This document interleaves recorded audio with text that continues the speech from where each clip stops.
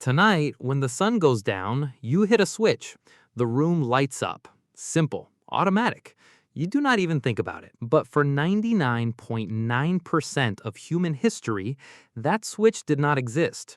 When the sun went down, night actually meant night, full darkness, no warning, no backup plan. And the real story is a lot stranger than just people needed candles. Because it was never only about light. It was about your body, your brain, and even your sleep getting shaped by a completely different rhythm than the one you live in now. A rhythm that almost vanished in less than 150 years. Basically, one generation turned night into day, and we inherited the cost without even noticing. Think about that. From the first humans climbing down from the trees to the first electric light in an ordinary home, nearly a million years passed. And for almost all of that time, one rule stayed the same. When the sun went down, life slowed down. Not always completely, but it changed. From hunting, running, building, and moving around to sitting near a fire. So if you ever feel tired for no obvious reason when it gets dark outside, that is not laziness. That is an old instinct still running in the background. And then there's the light switch itself. You walk into a room, press it. You leave, press it again. Street lights, offices, cars, homes, light is everywhere, and it takes almost no effort from you. It has become so normal that you barely notice it anymore. But go back just a few generations, and your great-grandfather was counting every drop of oil in a lamp. Light was expensive, limited, a decision. Fire was the first thing that really broke the power of night. Not just because it gave light, but because it protected people, helped them cook, and pulled everyone into one circle. An anthropologist studying the Kung people in southern Africa noticed something interesting. During the day, people talked about practical things: who would hunt, who would gather, who would protect the herd. But at night, around the fire, the whole tone changed.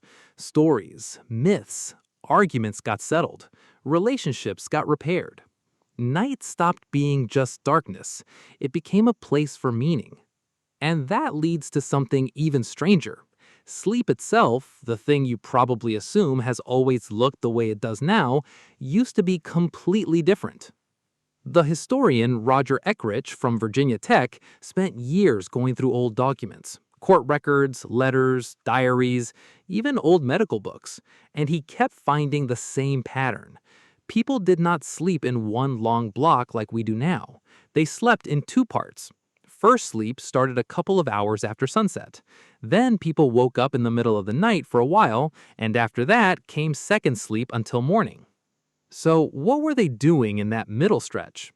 According to the records Eckrich found, people were praying, talking with their husband or wife, thinking about dreams, or even visiting neighbors. Some old books even treated that time as useful for reflection or dream interpretation.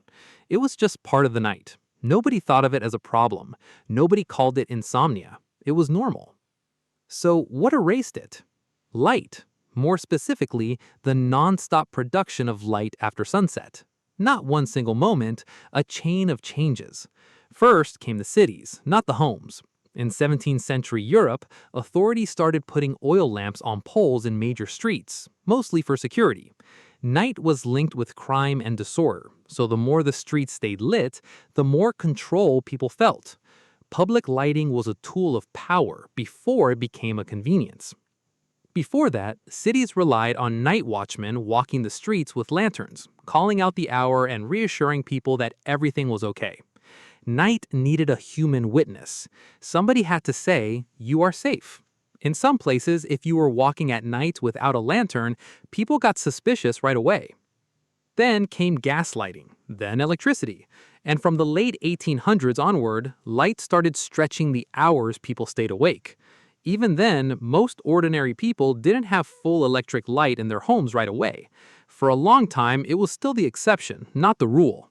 But slowly, second sleep got absorbed into one long ideal sleep, not because the body asked for it, but because industrial life needed people awake for longer so they could work, consume, and produce. Does that mean your body actually changed? Not really. A million years of evolution doesn't disappear in 150 years. Your body still carries the old programming. The problem is that most of us ignore it. And this is where the science gets really interesting. Kenneth Wright, a professor at the University of Colorado Boulder, took a group of volunteers camping for a week with no artificial light at all. No phone, no lamp, not even a glowing clock, just the sun and fire. He measured melatonin in their blood, the hormone that tells your body it is time to sleep. Before the trip, melatonin rose late, close to midnight, which is what happens for a lot of people today. But after just 1 week without artificial light, it started rising right at sunset. Their bodies, with no special treatment at all, went back to the older rhythm in exactly 7 days. 7 days, not 7 years, just 1 week for the body to remember. So if the body can adjust that fast, why do we not feel it every day? Charles Czeisler, the Harvard researcher who studies sleep and circadian rhythm, found that artificial light, especially blue light from screens and modern bulbs, directly suppresses melatonin and delays it for hours. So it is not just that you stay up because you are busy. Your body is literally being told it is still daytime, even when it's already 10 p.m. The brain, built over 1 million years to read darkness as a signal for sleep, now treats your phone screen like a tiny sun. And it's not just happening inside our homes. Fabio Falchi and his team mapped light pollution around the world and found that more than 1/3 of humanity can no longer see the Milky Way from where they live. That means darkness itself has become rare, even out in the open. That's the weird part. We think we defeated night, but really we just tricked an ancient brain without removing its needs. So why were people afraid of the dark in the first place? That's not some random fear. Evolutionary psychology explains it pretty clearly. For our earliest ancestors, predators were much more active at night. The human eye is not built like a cat's or a tiger's. It's not great in the dark. So darkness wasn't imagination, it was risk. Studies in developmental psychology have found that children fear the dark in very similar ways across cultures, even in places where predators aren't really a threat anymore. That suggests this fear isn't just learned, it's inherited, something deeper than memory. So when your body feels tense after the lights go off, it's not being dramatic, it's running an old calculation. Darkness means danger could be closer, so stay alert. The problem is that this calculation is still running while you're sitting in a modern apartment, surrounded by locked doors and security cameras. Your body doesn't know the danger is gone, it only knows the light is gone. And it goes even further than that. A tree shadow moving in the wind can look, for a second, like something moving on its own. A small creak in the house can sound like a footstep. When the brain doesn't have enough information, it leans towards the worst-case scenario, not because it's irrational, because in the past, ignoring danger was more expensive than being wrong about it. Picture this. The electricity cuts out at night. The first thing that happens is not that you look for a candle, it's that your hearing gets sharper. You notice the air conditioner stop, the wall clock, a sound in a distance you didn't even hear before. That's not random. When vision weakens, the brain boosts the other senses automatically. Same system your ancestors relied on for survival. Then comes the next phase. Your eyes need time to adjust to the dark. That's called dark adaptation. For the first 20 minutes, you're almost blind. Then shapes start appearing, shadows, edges, movement. Not because light suddenly showed up, but because your retina becomes way more sensitive in the dark. Your ancestors depended on that every night. Most of us barely experience it now because true darkness is almost gone from modern life. Even when you sleep, there's usually a tiny light from a charger, a clock, or the street outside. And here's another strange thing. After a major blackout, a lot of people describe something unexpected once the shock wears off. Calm. Not just fear, relief. Family members sitting together by candlelight, conversation without a screen interrupting it, silence that doesn't feel stressful.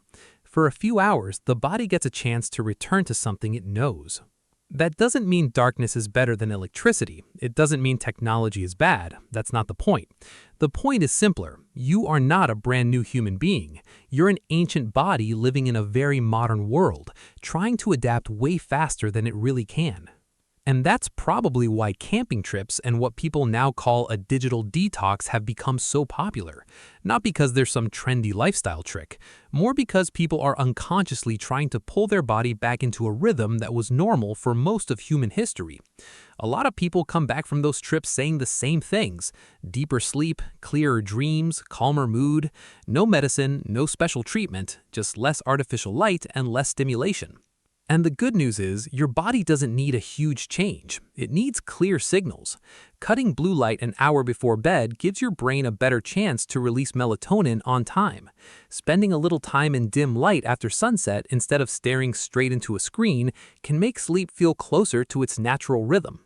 Even a few minutes outside under the sky without your phone gives you a small taste of what your ancestors lived every night.